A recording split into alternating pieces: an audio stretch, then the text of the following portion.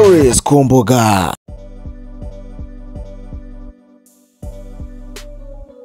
Hello once again, I go by the name of Shisha Macheya. Iyi ni Stories ku mbuga, as usual ko mubimenyereye tugenda tugaruka ku stories zibagenda trending hano ku mbuga nkoranyambaga mu gihugu cyacu cy'u Rwanda. Komeza kureba, share and subscribe, tujye tubana every day, every single moment. Ko na gahunda yo gutakaza cyangwa se nta mwanya wo gutakaza tuba dufite. Umuhanzi Chris Eazy yavugishije abantu ku mbuga nkoranyambaga cyangwa se yaciye ururondogoro nyuma yuko hagiye hanze amafoto ateruwe Nundi Musore. Ibi bikunzwe ubundi kugaragara ku musore cyangwa se n'umukobwa bari kumwe bifotozanya, umwe ateruye undi, cyane cyane umusore ari guteruye umukobwa iyo bari mu gihe cyabo cy'urukundo cyangwa se iyo ari nk'igihe habaye ubukwe, bene bakaba bifotoza gutyo. Biba bimenyerewe cyane cyane nyine ku bitsina bibiri bitandukanye, ariko kuri inshuro noneho Chris Eazy yaje kuba agaragara noneho ari we bateruye n'undi musore, bigaragara ko bahuje urugwiro. Iyi foto rero ku mbuga nkoranyambaga ntago yakiriwe neza kubera ko n'ubundi uyu musore basanzwe cyangwa se hamaze iminsi hacicikana amafoto yabo bari kumwe. Nyuma nyine agenda agaragara uyu cyangwa se uyu Chris Eazy ari kumwe n'uyu musore, ubona ko nyine baba bahuje urugwiro bari kwikora nk'ibintu by'abantu bakundana. Abenshi rero bahatangiye kuvuga ni se uyu musore wacu Chris Eazy yaba yabaye umutinganyi, reka bivuge gutyo, cyangwa se abalesbienne, cyangwa se abakundana bahuje ibitsina, cyangwa se abantu nyine biyumvanamo bombi bafite imiterere imeze kimwe. Ibi rero abenshi ntago byabashimishije ku muhanzi nka Chris Eazy. Mbibutsa ko mu minsi yashize ari inkuru zageze zijya hanze ivuga ko ashobora kuba akundana na witabiriye Miss Rwanda witwa Pascaline. Ndabyibuka iyo stories narayikoze hano, ariko noneho kuri inshuro siko bimeze kubera ko ayo mafoto cyangwa se ayo mafoto ateruwe n'uwo musore cyangwa se ari kumwe n'uwo musore, ubona ko bari mu bihe byiza, bameze nk'abantu rwose bari kuri date runaka.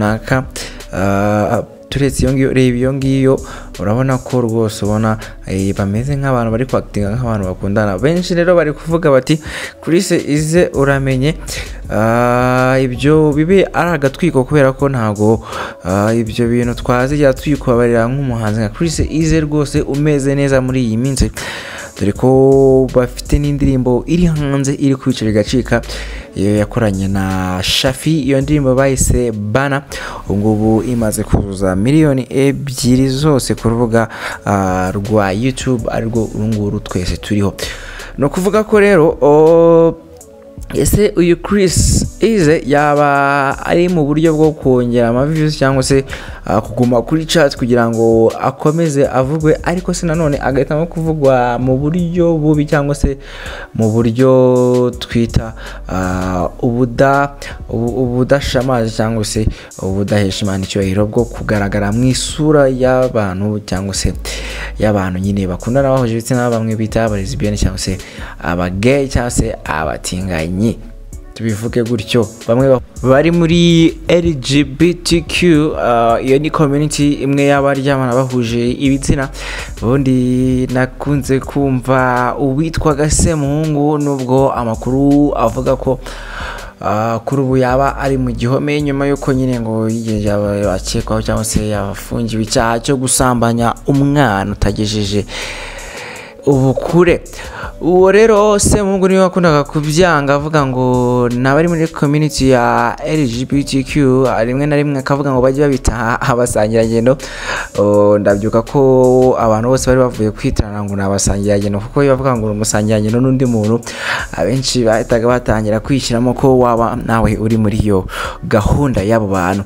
So rero ni ukuvuga ko nyine nari nkomoje kuko nyine abantu baba muri iyo community babyanga cyangwa se banga kuvuga ngo nabatinganyi, kubera ko nyine anjye ntago mbizi mpamvu bahise iryo zina kuko riba riremereye cyane iyo uri no kuryumva cyangwa se uri kunarivuga wumva riremereye. So rero Chris Eazy reba ngaho reba ngaho ukuntu bafatanye wagira ngo rwose ni date yakadasohoka cyangwa se reba aho ngaho tata we. Ibi bintu rero byatumye benshi bamucira urwa pirato bavuga ni nta mpamvu ko fame uyifite kubera iki uri kwishora muri ibyo bikorwa cyangwa se gushakira fame ku bintu nk'ibyo ngibyo by'amafuti. Umuntu w'umugabo ni gute bamuteruye gutyo, hari n'abatatinyaga kumutukira nganirega wasamye washye. Ibyo ntago ari byo ku muntu nkawe ufite fame muri iyi minsi uri kuri chat nyarwanda. Indirimbo yawe ihanganye ni ya Bruce Melody na Shaggy, urumva ko nawe uba uri ku rwego rushimisha cyangwa se ruremereye. Ni gute wifata ukikora ibyo bintu mu gushaka hit? Abantu rero urumva ko ntago babifatiye rimwe cyangwa se nanjye uri kubivuga ntago byanshimishije kuko bitanshimishije bimushimishije. Ibyo ntacyo bimubwiye nenda cyangwa se we ibyo ashaka kugeraho yabigezeho byari uko nyine agaruka mu itangazamakuru cyane cyangwa se kuri ku mbuga zino mbuga zacu tuba dukoresha kugira ngo abantu bamuhoze mu matwi, ari nako bajya gustreaminga iriya ndirimbo yiwe Bana yafatanyije na Shafi. nkubwira ko imaze kugeza million views ebyiri ku rubuga rwa YouTube channel. So nukuvuga ko rero birabibyuya cyangwa se ubundi na amahitamo yiwe, ubundi aramutse abaye we twebwe bitureba iki, usibye ko abakunzi biwe nyine ari no babatishimiye cyane kubona umuntu w'umugabo yibebeje ku undi mugabo mugenzi wiwe barebana akana ko mu jisho. Byatumye bavuga ni ubundi ibi bintu mu Rwanda ntago byakabaye biba cyangwa se ntago byakabaye bigaragara. Ibyo bintu ni iby'amahanga ni bitagaragasi ni bigumi iyo ngiyo ntibizatugerere mu bana. Ariko mbibutsa ko mu Rwanda hari igitabo kigeze gusohoka gituma abantu bacika urondogoro cyangwa se bamwe nibavuga baravuga ni n'ubundi yanebe tayari nayo igiye guterwa mu Rwanda. Muribuka ko bigeze no kumanika idarapo kuri ambasade y'igihugu runaka, nabyo bitera akaduruvangatanyo nabyo bitavuzweho rumwe cyane. Rero none kubona umuntu w'umugabo cyangwa se abandi cyangwa se n'umuhanzi uri kuri chat cyangwa se abantu bakunze bakabaye batekerezaho ibindi bintu, arimo nawe arikoresha ibikorwa biganisha kuri ibyo bintu, nabyo biba biteye inkeke cyangwa se biba biteye ikibazo. Ibyo ni byari kuri izi mbuga zacu zigiye zitandukanye, aho Chris Eazy yagiye nyine ahabwa urwamenyo bamubwira ni sigaho tazana ishyano umusozi cyangwa se gatera ibuye ku karere nk'uko abanyarwanda bakunze kubivuga.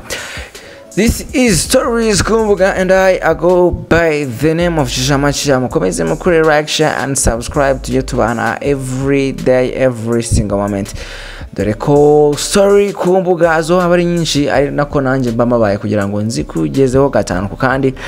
Mwibutsa ko ugomba nyine kuba uri kumwe natwe.